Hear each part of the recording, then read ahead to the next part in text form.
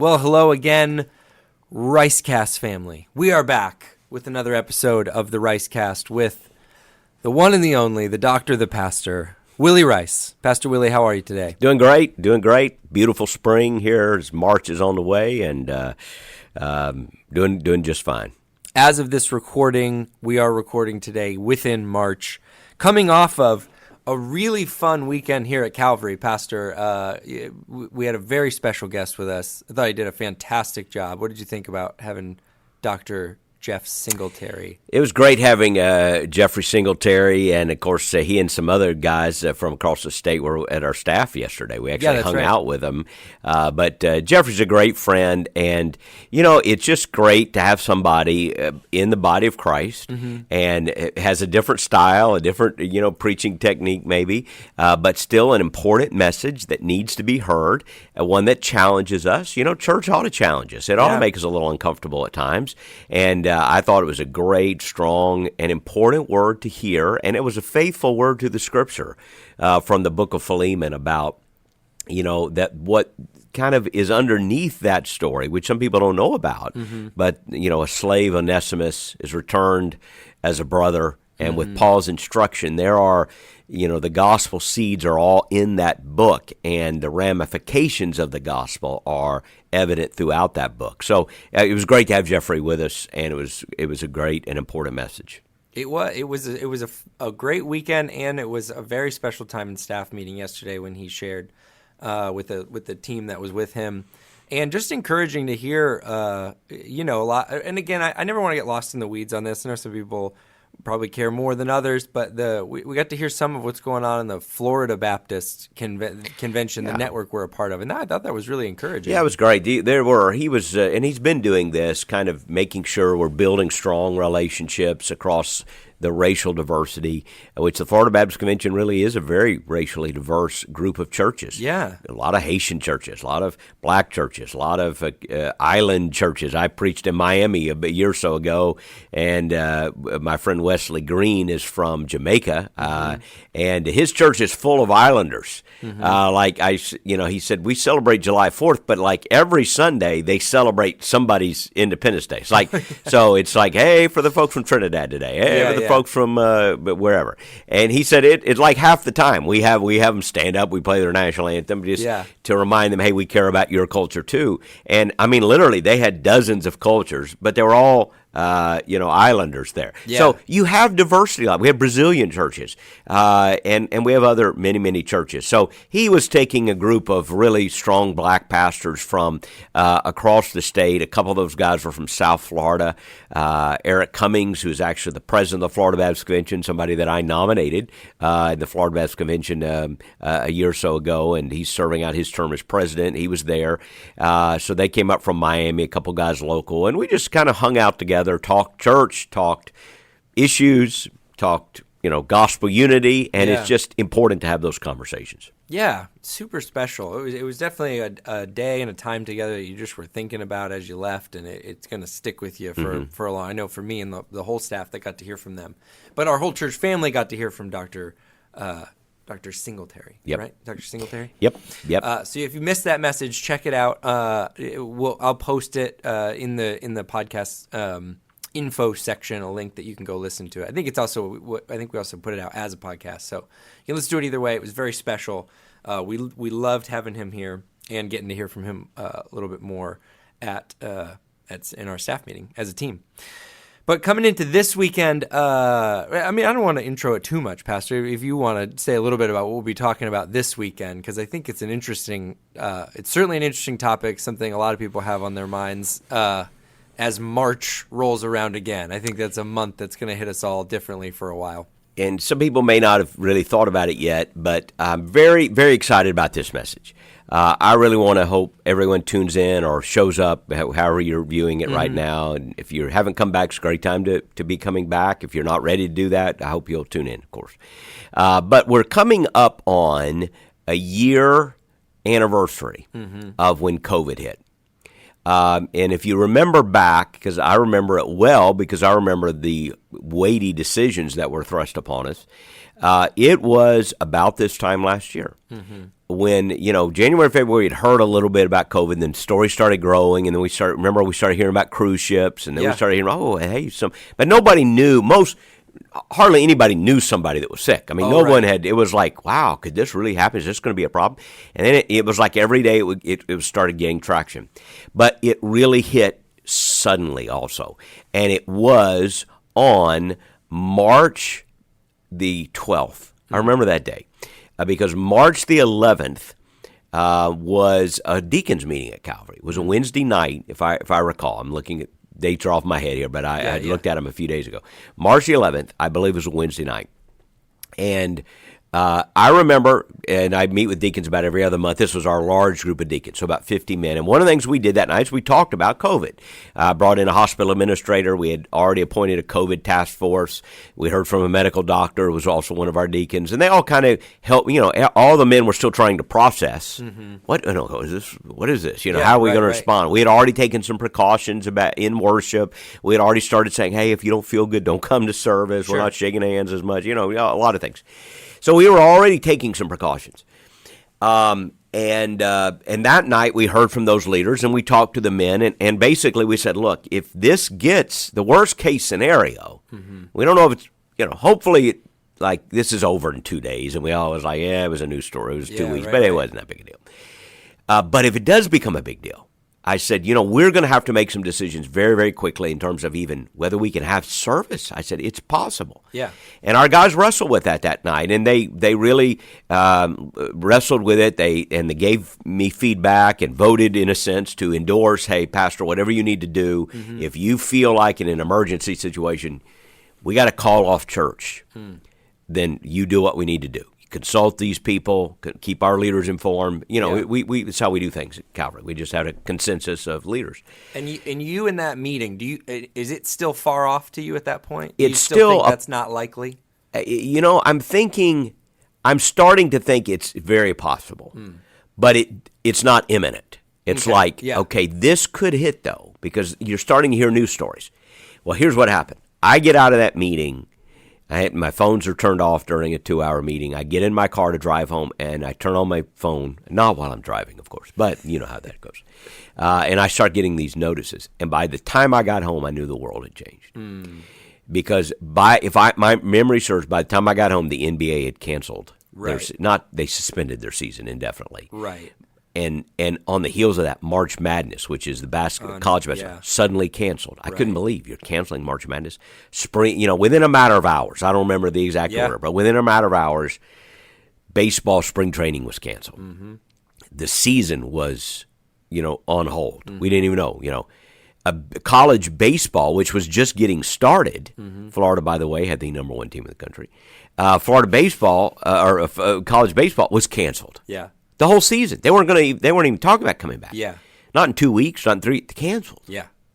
I was now, you say, well, why are you paying? Sporting was just kind of the world when that hit. Right. It was like, oh my goodness. Right. This is real. This is now. And I think I knew that, okay, this is honest. And then we can go on into the conversation. But by the time I got to my office the next morning, it was on my desk. I was facing, I had no sooner got to the office. In fact, it may have been on the way, that one of our Christian school partners had a family that had a potential exposure.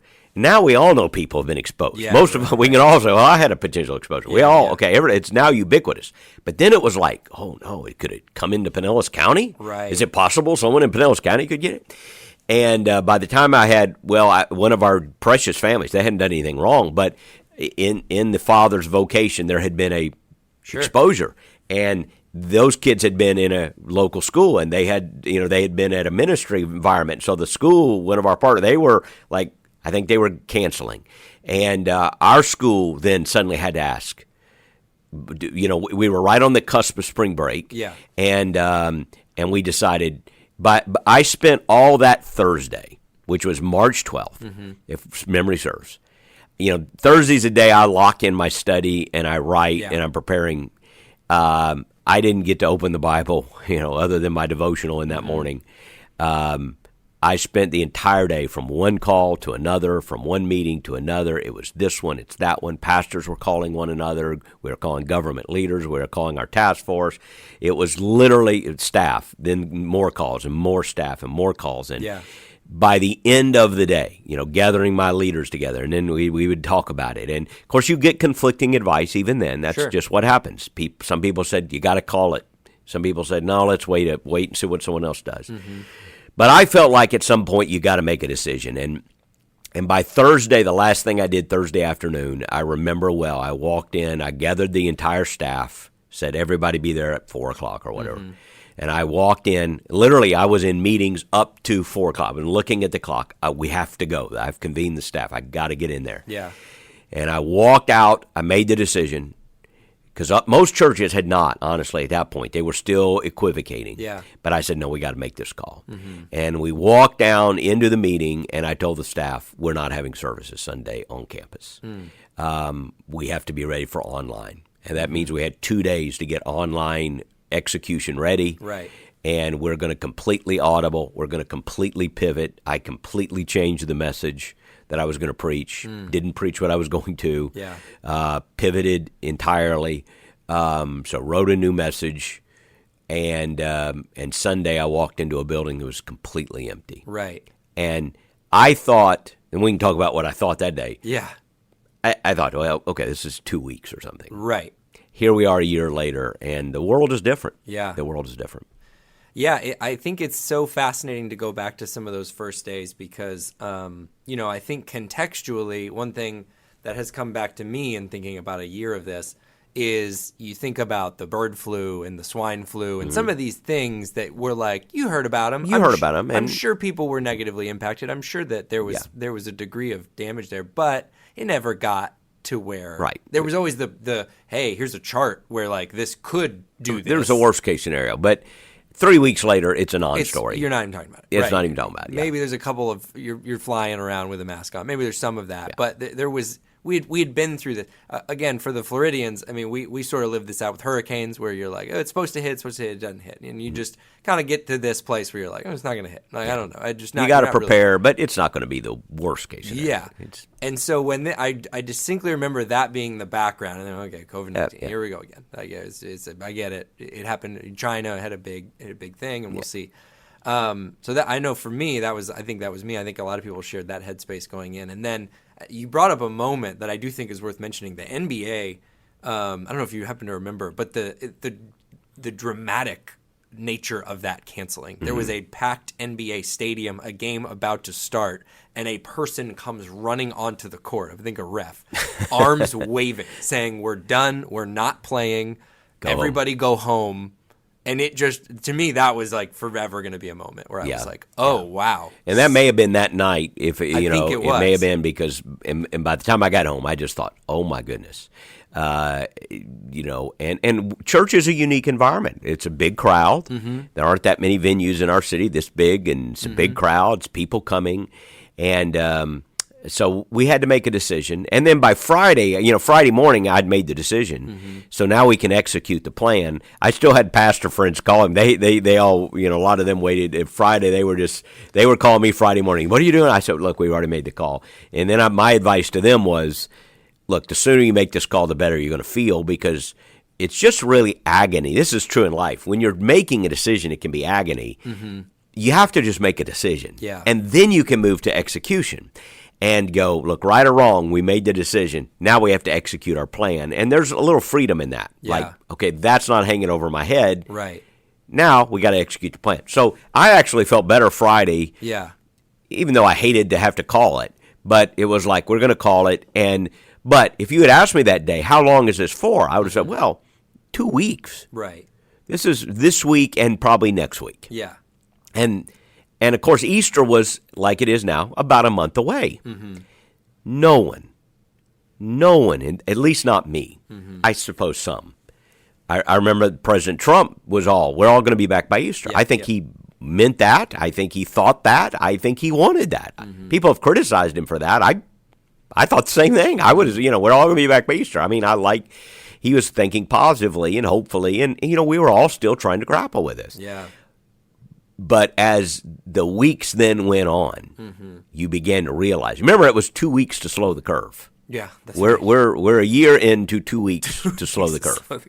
It says week 52 of 2 weeks to slow the curve. I mean, we can mock people, but the reality is we were all just trying. The whole thing was 2 weeks to slow the curve. Oh, yeah. We can all suck it up for 2 weeks. Right. And by the end of the month, though, it became clear we're not going to make Easter. Yeah. And that was a hard day. Yeah. And then, Mother's Day was a hard day. And, right. And then we were all hopeful that by the summer we were mostly over it. And we did start having services again. But then it really came and hit Tampa Bay kind of midsummer. Right. It spiked. And so all of a sudden everybody knew somebody that had it. We saw people getting critically ill, even, in our own church family. Yep. We had some instances with Casey Gray and so forth. And it's been like that ever since. We've been stop, start, stop. We had to take a few breaks. We've been back safely, I think, since the first of the year. Doesn't mean there aren't people that have it and have had it. Right. But we've been more or less operating safely. And numbers are tracking in the right direction. There's reason to be hopeful. Vaccines are coming out. I think people are generally hopeful. I saw yesterday that President Biden had said that by the end of May, everyone who wants a vaccine will have one. I hope that's true. I think that's very encouraging news.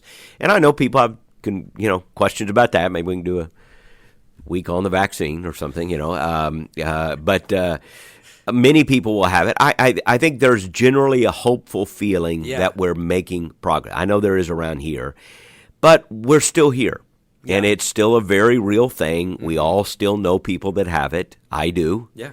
And we know people who have been deeply affected by it. Yeah. I want to ask you for the listeners at home.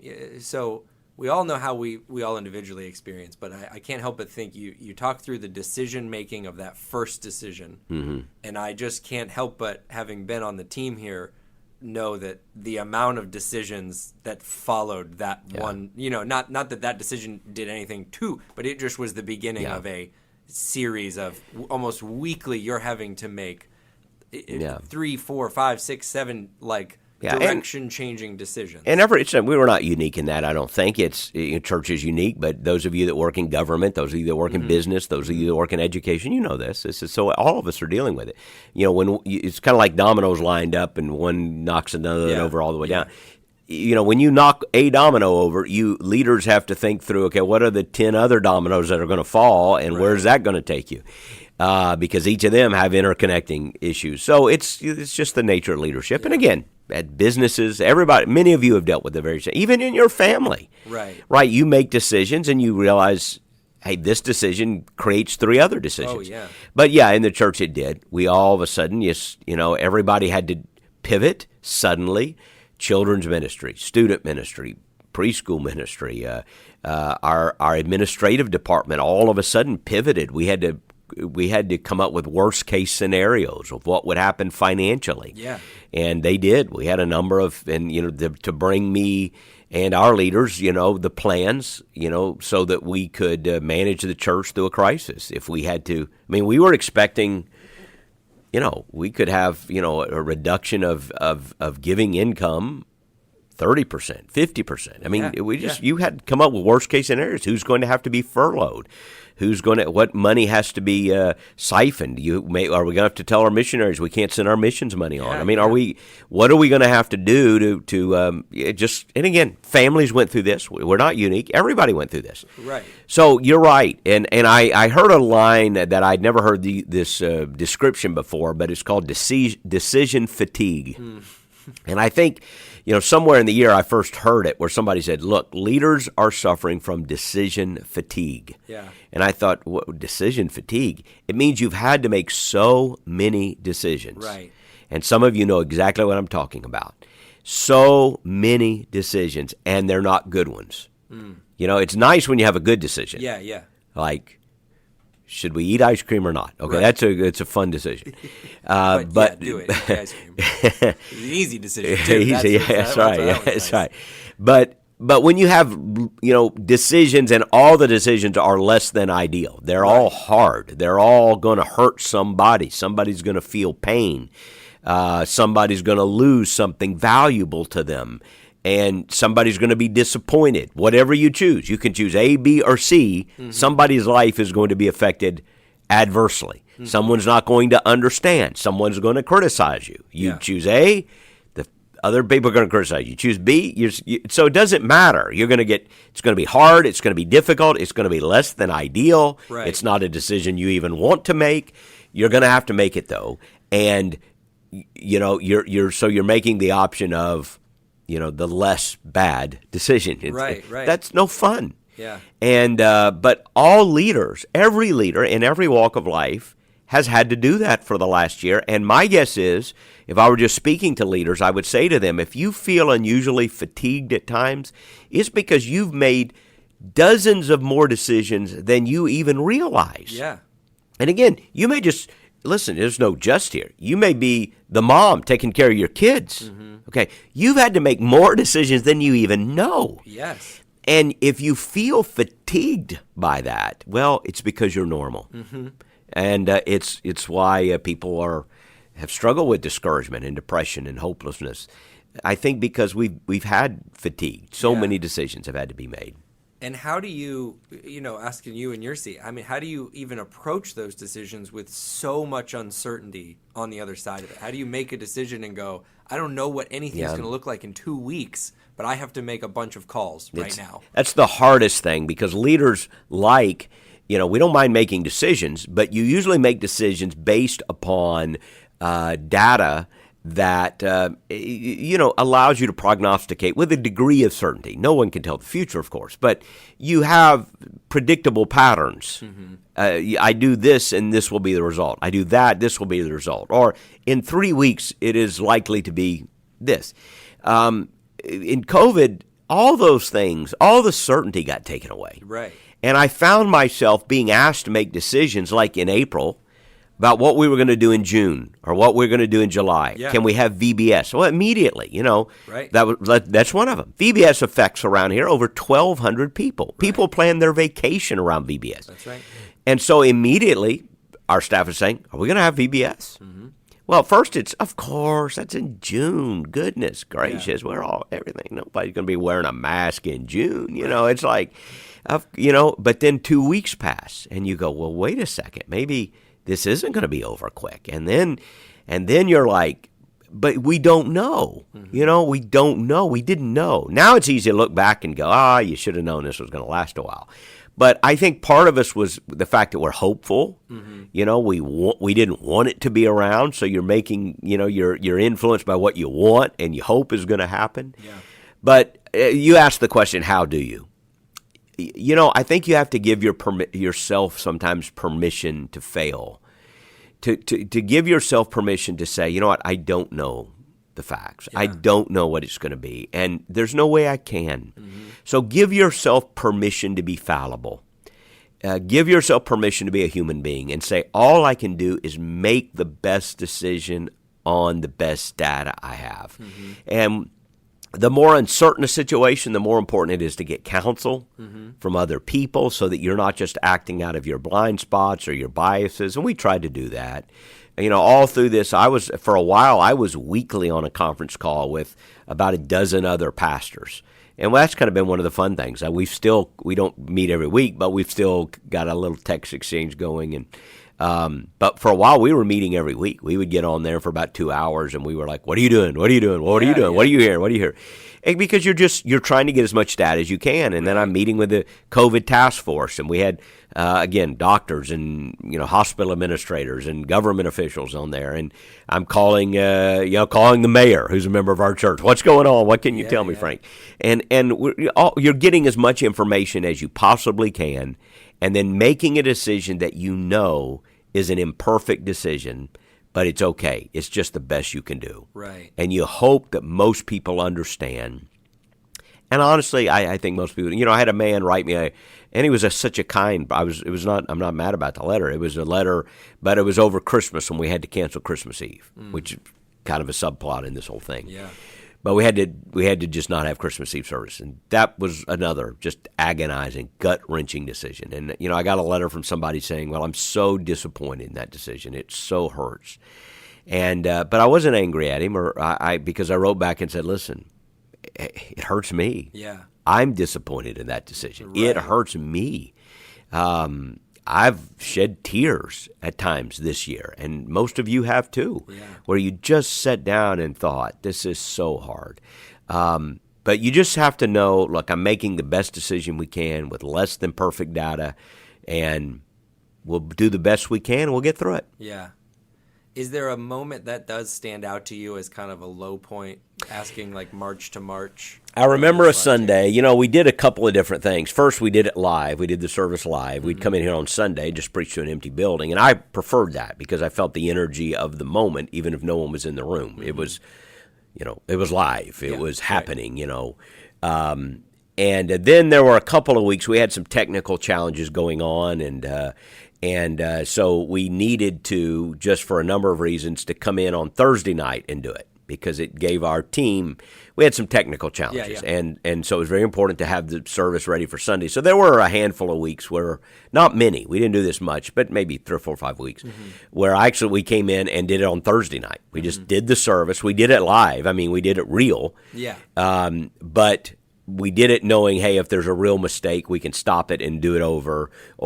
And it gave our team a chance to go edit a little bit of the sound and quality between Thursday and Sunday. And I preached it on Thursday night. I just walked in and preached it. So there was a week where I was home on Sunday, which is very unusual to me. I didn't have anywhere to go, nothing to do. So I'm sitting there on Sunday and watching it. Of course, Cheryl and I gathered to watch it. And it came on. And this might have been the first or second week we had done it on Thursday. And something hit me emotionally. It was like in that moment, the floodgate. And I'd forgotten about this till somebody said something about a week or two ago, reminded me. And I just sat there, and the first song came on, our team. I love our team. They got up there singing, and I just started crying. I sat there, and I just couldn't help it. And I almost tear up thinking about it. I just sat there and just began to weep. Because I thought this hurts so bad. I want to be with our people. Sunday morning is a part of my life, and maybe as a pastor it's a little bit unique, but it was a part of my life before I was a pastor. It was a part of my life when I was a boy. It's been a part of my life as a father, as a husband, as just as a follower of Christ, and to not be there. And to hear it, I was so grateful for the music and the people, and it ministered to my heart. But it was one of those moments where the dam broke, the dam that holds up the water just broke. And that was a low moment, to think this hurts so bad.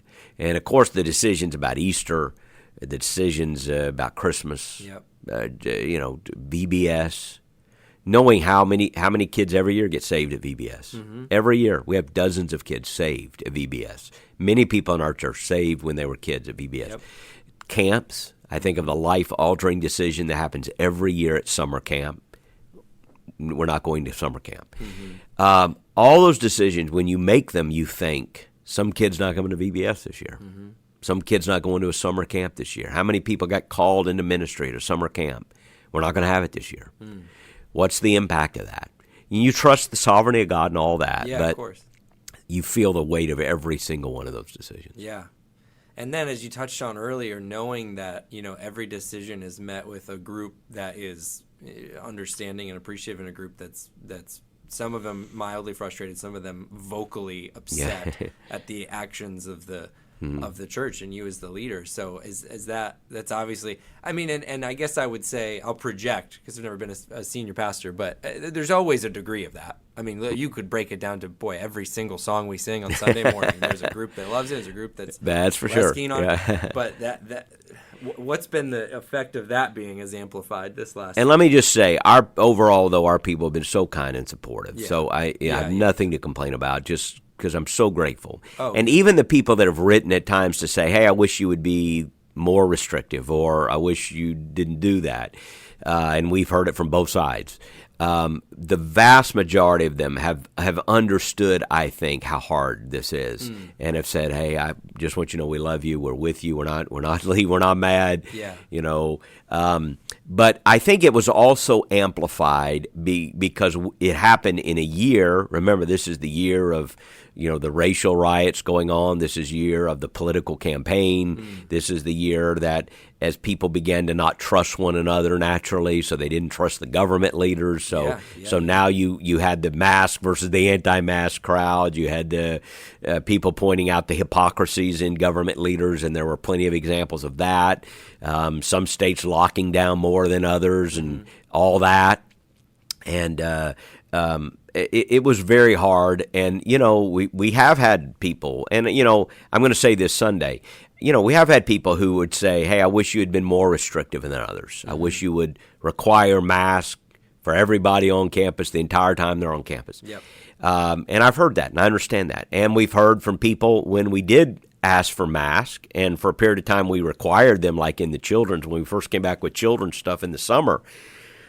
Well, again, it's the first time we were gathering children in classes with volunteers. Schools weren't back in yet we were trying to do some children's ministry, and we required everybody to wear a mask. Yeah. And, boy, we ran into some buzzsaws there. I mean, we had people, call us this, that, and the other, and write letters. And we were all, listen, I would just say to everyone, all along, we are simply trying to do what made the most sense for the most number of people. Yeah. And I'm sure that on both sides of that argument, there are people who wish we had done less or more. But I thank you for your patience. If you think, I wish, they'd done this, that. We've tried to take this seriously.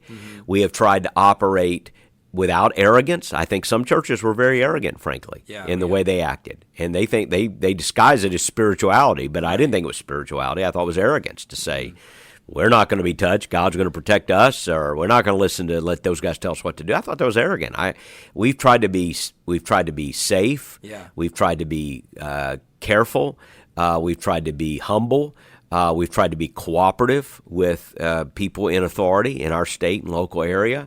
And yet, at the same time, we have this value of the importance of God's people gathering and worshiping. So we did want to get back as soon as possible. And we don't apologize for that. That's part of what we as Christians do. We gather and worship. It's a big deal. And so we tried to balance that. And if we haven't hit the mark 100% of the time for you, I just hope you'll say, hey, at least they've tried. Yeah. I know they've tried. They've tried to be responsible, careful, wise, and yet convictional all at the same time. And maybe we've done enough that people say, well, they got them right most of the time. But we've done the best we can. Yeah. And the truth is, gosh, nobody's ever done this before. No. Nobody had ever led a church through this before. Not in our lifetime. Yeah. So we've all kind of figured this out as we went along. Yeah. And I think our sincerest prayer is that no one has to do it again. I don't want to be the old guy, years from now going, let me tell you how to do this. No, nobody wants to be that resource. I don't want to, last time we did this. No, it's been, it's so good hearing you share all that, and I appreciate you being honest and vulnerable with some of that stuff. I do think, while you have said to our team, and I know you would say to anybody else, we're not, certainly you can't say we're done with the pandemic. It's over. You mentioned earlier, and I think it's worth reiterating. There are reasons to be hopeful. The percentage of new cases, I want to say it was down nationally like 75%. I mean, just reason to be hopeful as you look to the future. So I guess as we turn that corner and think in those ways, I'll ask one question about the year before we go into the future. What would you say were like some high points for you, or some ways that you were encouraged? I was encouraged the way people gave faithfully when we thought the bottom would fall out, and they didn't. I'm grateful for the technology that we've had to lean into. I think there are some lessons we've learned, and technology is one of those, because we know we said it years ago in the X-150 campaign, soon we will be speaking to more people electronically than in person. That was a part of our original X-150 vision. Yeah. We knew it was coming, and I said we got to get some technical upgrades, and that's some of the things we got to do, and some of that we've done, and we've got a lot more to do, and we will be doing some of that in the near future. But we just knew that was important. We said it back in like 2016, and we said it in the second X-150 campaign a lot back in 2019. Yep. Well, here it happened. Poof, a tidal wave. And overnight, far more people are listening to us by means of the internet and all of our platforms than are sitting in the room in person. And I'm going to give some of those numbers Sunday about where we are, and there's a lot of reason to be encouraged. But I think my high point was just watching people continue to give, because even though I couldn't see them, that lets you know they're with you. Mm-hmm. They're with you. They're out there, and they haven't given up on Calvary, and they haven't given up. And some of them we haven't seen in a year. Yeah. And I hate it, and I miss them. But hopefully we'll see them soon. And the title of the message Sunday is The Comeback. Mm-hmm. The Comeback. Because we've all taken a beating, over the year. But, God specializes in comebacks. Mm-hmm. Easter, which we're coming up on, it's the ultimate comeback, right? Yeah. So we're going to talk about, and I've got a great text from the Old Testament, and look forward to sharing it. And we're going to talk about where we are as a church and what's just ahead. Yeah. And we're going to talk about the comeback. And I really believe God does great things in a comeback. Yeah. It's going to be a special weekend. We hope you can join us in person or online. But I do want to land on that as kind of a final question, though. Just like as you look forward, as you look ahead, again, we see encouraging numbers. What's maybe something that you're most looking forward to between this March and next March? I can tell you this as our leaders. I mean, obviously, I'm looking forward to Easter in a month, and we missed it. Yeah. And we didn't miss it. We had it, but it wasn't the same. Yeah. And we all know that. I can't wait for that. I can't. So all the things we missed, and we missed around here Christmas Eve. Mm-hmm. We missed, not every church did, but we did. And so I just look forward to those big moments again. But I can tell you as leaders, we're really thinking about the fall. Look, I'm not trying to presume that I know where the COVID numbers, and I'm not saying that there won't be issues or that there still won't be some masks and restrictions But we're looking at the fall as, I don't know if it's a return to normalcy, because I don't think you ever go back, but I think of less, where COVID isn't the main story every day. And we can start thinking about programming, and we can start thinking about our ministry and what's happening on our campuses in terms of, hey, we're going to go, with the people who are here, and how do we reach and disciple people? And we're never going back in terms of the online. That's a part of who we are now. We have so many people that connect with us online, and we're going to do that better. Mm-hmm. We're going to get better in that. We're not going away from that. We're going to get better, and we're going to keep doing that better.